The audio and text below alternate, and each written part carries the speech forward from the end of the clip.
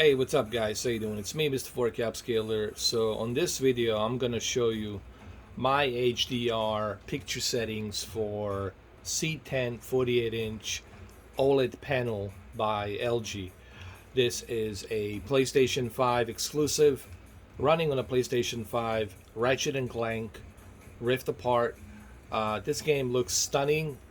Think of it as a Pixar movie, except you are controlling the characters and you are interacting with the environment. But anyway, let's get straight to picture settings. The first thing I'm gonna do is do HDR calibration directly from PlayStation 5, and I'll show you how to do that. When we're finished with that, then I'm gonna jump into picture settings presets that I'm using for PlayStation 5 and this particular game. Okay, so let's get right to it.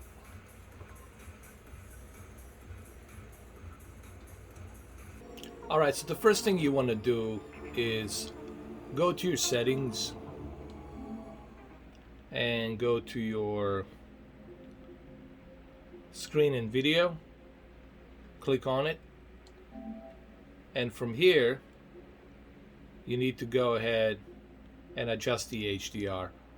Always make sure that your HDR is turned on, and then down below make sure that you adjust the HDR. Click on adjust HDR. That's where we're going to calibrate. We're going to have to close the game. That's fine. We'll get back to the game later on. So we're going to jump into high dynamic range.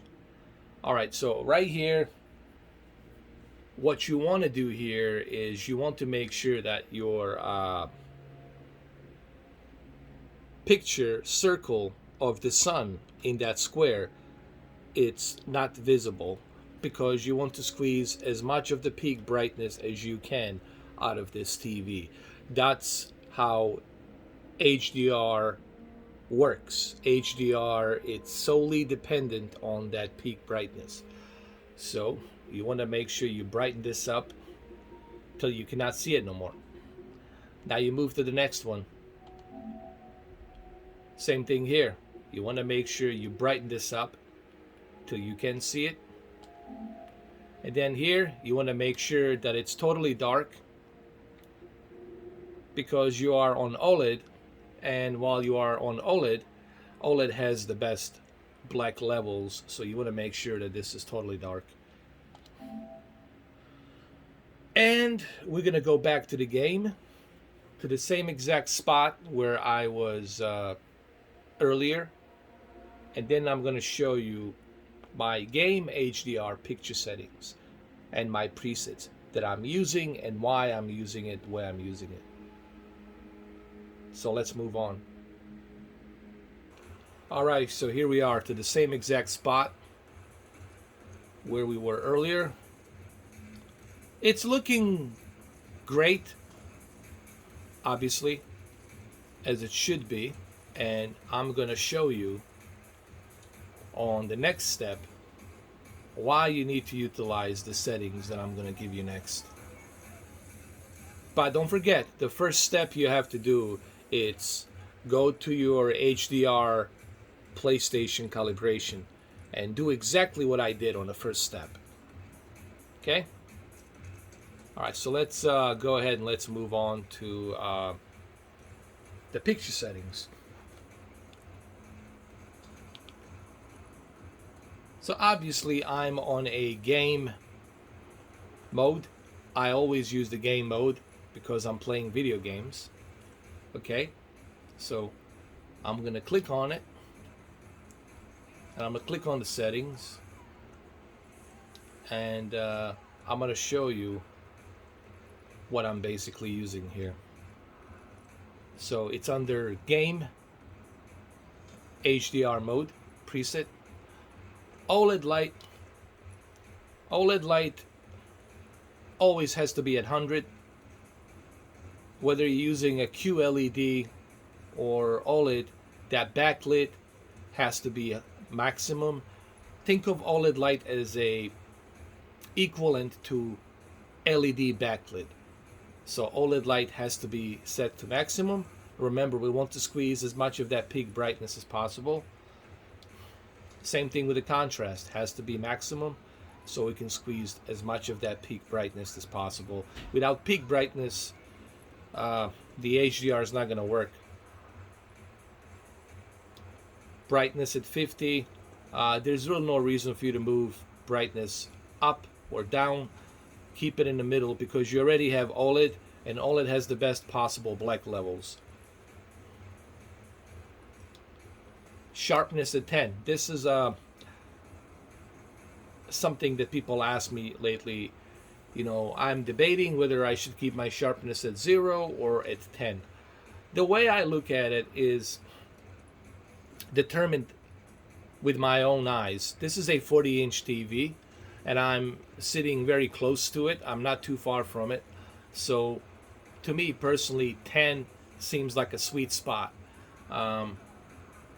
It's not just me that agrees on this. Even LG keeps it at a default preset with 10. I know that Vincent Teo likes to keep the sharpness at 0, and he's correct on that. But I, in my own preference, remember this is my preference, I feel that going 10 clicks up gives you a nice little extra sweet spot. Think of this like a sweet spot. So that's why I want to keep it at 10. But if the 10 doesn't work for you, then move it to 0. But I think you will enjoy moving this to the 10. It's a really nice sweet spot. Color at 50. Why at 50? Because we don't want to oversaturate the color. Okay, we don't want to do that. So keep the color at 50. Meaning we don't want to bleed colors. We want the colors to be balanced. Tint, you never mess with this. So let's move on to the advanced settings.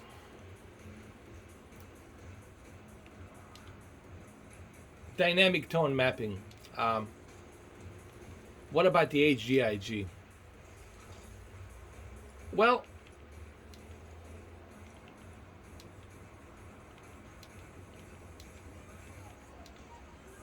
HDIG is gonna look better here because I already calibrated my HDR. Okay, this is the mistake that a lot of you make. It's not your picture settings so much. It's really the HDR calibration that needs to be adjusted within the PlayStation. So remember, make sure you do the first step. This is why I was showing you the first step. You need to go through that HDR settings to adjust the HDR from the PlayStation 5. And once you do that, now you're gonna get the benefit of HDIG. You see, it's even brighter than the dynamic tone mapping. I don't know if you guys can see it or not. But it gets brightened up here. I'll show you. Like maybe over here. Maybe I can show you like right here. You'll see it. That it's brighter. Hold on.